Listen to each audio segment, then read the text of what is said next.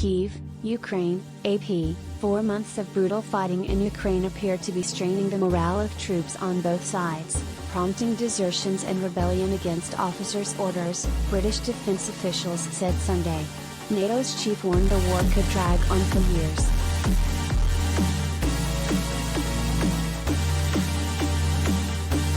Combat units from both sides are committed to intense combat in the Donbas and are likely experiencing variable morale, Britain's defense ministry said in its daily assessment of the war.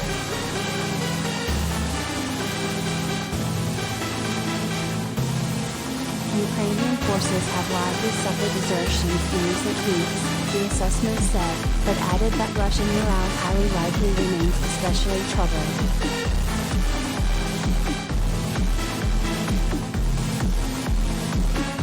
It said cases of pro-Russian units refusing orders and armed standoffs between officers and their troops continue to occur.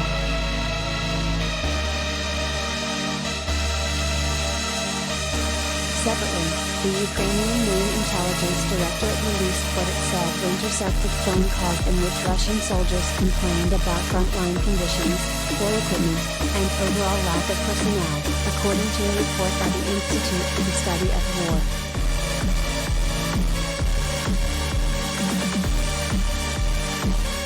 In an interview published on Sunday in the German weekly Bild und Sonntag, NATO Secretary General Jens Stoltenberg said that nobody knows how long the war could last. We need to be prepared for it to last for years, he said.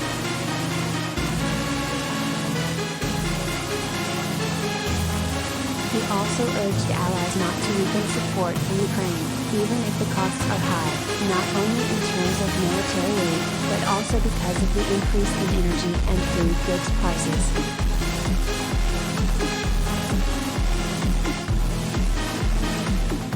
In recent days, Gazprom, the Russian gas company, has reduced supplies to two major European clients, Germany and Italy. In Italy's case, energy officials are expected to huddle this week about the situation. The head of Italian energy giant Eni said on Saturday that with additional gas purchased from other sources, Italy should make it through the coming winter, but he warned Italians that restrictions affecting gas use might be necessary.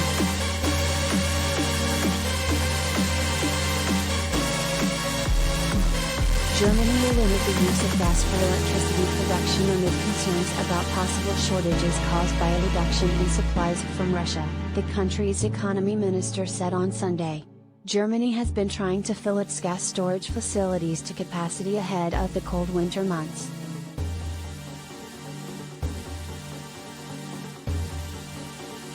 Economy Minister Robert Habeck said that Germany will try to compensate for the move by increasing the burning of coal, a more polluting fossil fuel. That's bitter, but it's simply necessary in this situation to lower gas usage, he said.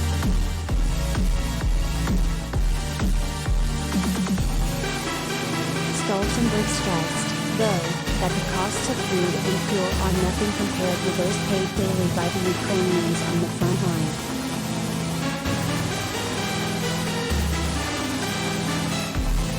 Stoltenberg added, what's more, if Russian President Vladimir Putin should reach his objectives in Ukraine, like when he annexed Crimea in 2014, we would have to pay an even greater price.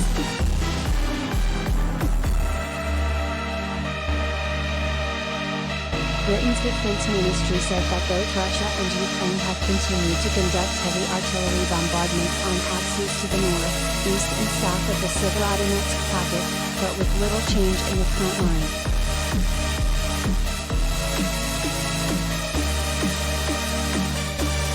Luhansk Governor Serhiy Haidai said by telegram on Sunday, it is a very difficult situation in Severodonetsk, where the enemy in the middle of the city is conducting round-the-clock aerial reconnaissance with drones, adjusting fire, quickly adjusting to our changes.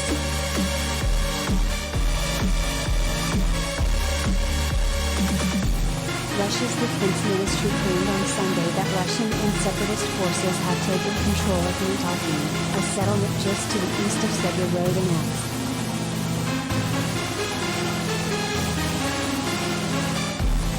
On Saturday, Ukrainian President Volodymyr Zelensky made a trip south from Kyiv to visit troops and hospital workers in the Mykolaiv and Odessa regions along the Black Sea.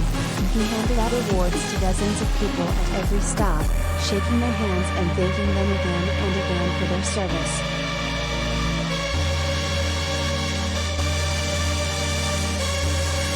Sometime after Zelensky left Mykolaiv, the enemy carried out fire damage against units of the defense forces with cannon and rocket artillery in the areas of the settlements of Pavdan, Posad Pokrovska and Blaorivka, according to the Ukrainian army briefing on Sunday.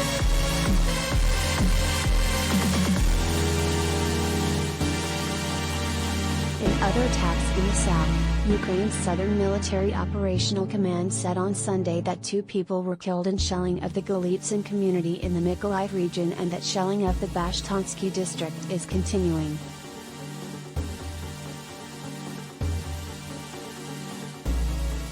Russia's defense ministry said seaborne missiles destroyed a plant in Mykolaiv city where Western supplied howitzers and armored vehicles were stored.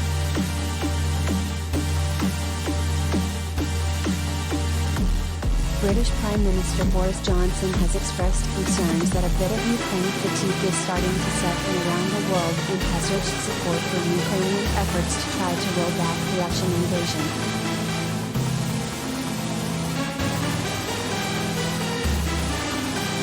It would be a catastrophe if Putin won. He'd love nothing more than to say, "Let's freeze this conflict, let's have a ceasefire," Johnson said on Saturday, a day after a surprise visit to Kyiv, where he met with Zelensky and offered continued aid and military training.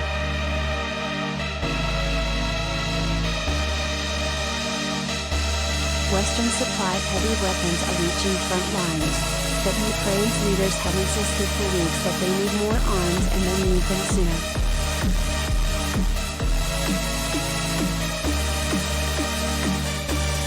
On Sunday, Pope Francis, despite having lamented arms buildups, added his own admonition to those who not lose focus on Ukraine, which he has said deserves to defend itself.